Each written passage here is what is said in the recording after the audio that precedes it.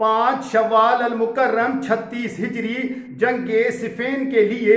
امیر المومنین مولا امام علی علیہ السلام کی روانگی۔ جس وقت مولا امام علی علیہ السلام خلافت پر فائز ہوئے، معاویہ بن ابو سفیان کئی سالوں سے شام کا حکمران بنا بیٹھا تھا۔ معاویہ کو دوسرے خلیفہ نے 18 ہجری میں دمشق کا گورنر مقرر کیا تھا، جو تیسرے خلیفہ کے دور میں بھی جاری و ساری رہا، لیکن مولا امام علی علیہ السلام نے خلافت کا منصب سنبھالتے ہی حضرت عبداللہ ابن عباس کو شام کا گورنر مقرر فرمایا اور اسی ضمن میں معاویہ کو خط لکھا اور شام کے بزرگان سمیت مدینہ آ کر آپ علیہ السلام کی بیعت کرنے کا مطالبہ کیا۔ لیکن معاویہ نے نہ صرف بیعت سے انکار کیا بلکہ مولا امام علی علیہ السلام سے تیسرے خلیفہ کے خون کا بدلہ لینے کا اندیہ دیا۔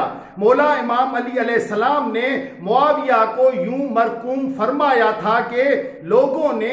آپ سے مشورہ کیے بغیر تیسرے خلیفہ کو قتل کر ڈالا ہے، اور اب آپس کے صلاح مشورے کے بعد سب نے یک زباں ہو کر مجھے بطور خلیفہ منتخب کیا ہے۔ معاویہ کو لکھے گئے ایک خط میں مولا امام علی علیہ السلام یوں رقم تراز ہیں: میری بیعت ایک عمومی بیعت ہے جس میں تمام مسلمان شامل ہیں، چاہے بیعت کے وقت مدینہ میں حاضر ہوں یا بصرہ اور شام یا دوسرے شہروں میں ہوں۔ تم نے یہ گمان کیا ہے کہ مجھ پر تیسرے خلیفہ کے قتل کی تہمت لگانے کے ذریعے میری بیعت سے سر پیچی کر سکو گے۔ سب کو معلوم ہے کہ ایک تو تیسرے خلیفہ کو میں نے قتل نہیں کیا تاکہ مجھ پر کوئی قصاص لازم ہو، دوسری بات تیسرے خلیفہ کے ورثہ ان کے خون کا بدلہ لینے کے لیے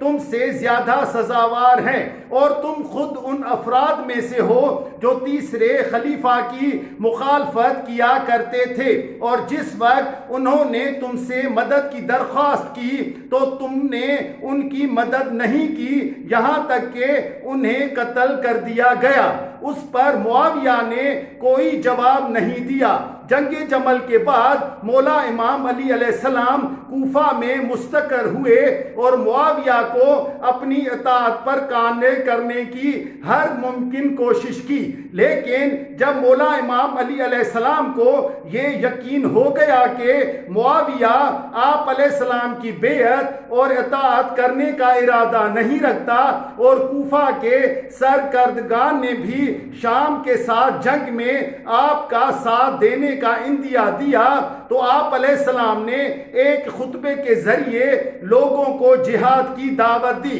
مولا امام علی علیہ السلام مطمئن ہوئے کہ معاویہ طاقت کی زبان کے سوا دوسری زبان نہیں سمجھتا، اور دوسری جانب سے کوفہ کے زعما شام کے ساتھ جنگ میں آپ علیہ السلام کے ساتھ ہیں، تو آپ علیہ السلام نے خطبہ دے کر لوگوں کو جہاد کی دعوت دی۔ آپ علیہ السلام نے فرمایا: ہم منتخب اور برگزیدہ ہیں، اور ہم سے گزرنا اور ہمیں نظر انداز کرنا انبیاء سے گزرنے کے مترادف ہے، اور ہماری جماعت اللہ کی جماعت ہے اور باغی جماعت شیطان کی جماعت ہے، اور جو ہمیں اور ہمارے دشمنوں کو یکساں سمجھے وہ ہم سے نہیں ہے۔ آپ علیہ السلام نے حضرت عبداللہ ابن عباس کو مکتوب روانہ کیا کہ بصرہ کے عوام کو آپ علیہ السلام کا ساتھ دینے کی دعوت دیں، اور یوں بصرہ کے بہت سے لوگ ابن عباس کے ساتھ کوفہ چلے گئے۔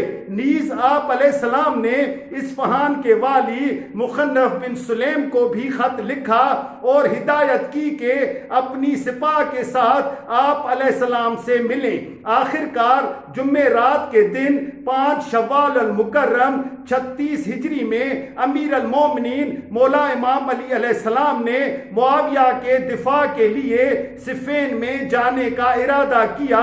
اور ابو مسعود عقبہ بن عامر انصاری کو کوفہ میں اپنی جگہ پر چھوڑا اور مدائن و انبار کے راستے سے کوچ کر کے مقام رقہ میں پہنچے۔ رقہ کے لوگوں نے جناب مالک اشتر نخعی کے حکم سے منبج کے مقام پر دریائے فرات پر ایک بڑا پل بنایا اور مولا امام علی علیہ السلام کی فوجوں نے عبور فرمایا اور آپ علیہ السلام کے لشکر کی تعداد 90,000 تھی اور ادھر سے معاویہ 85,000 آپ علیہ السلام سے لڑانے کے لیے لے کر صفین میں آیا، اور اس سے پہلے کہ مولا امام علی علیہ السلام وہاں پہنچتے معاویہ نے پیش دستی کی اور فرات کے گھاٹ پر قبضہ کر لیا اور ابو الاور سلمہ کو 40,000 کے لشکر کے ساتھ گھاٹ پر موکل کر دیا۔ جب مولا امام علی علیہ السلام صفین میں پہنچے تو پانی آپ علیہ السلام پر بند کر دیا گیا۔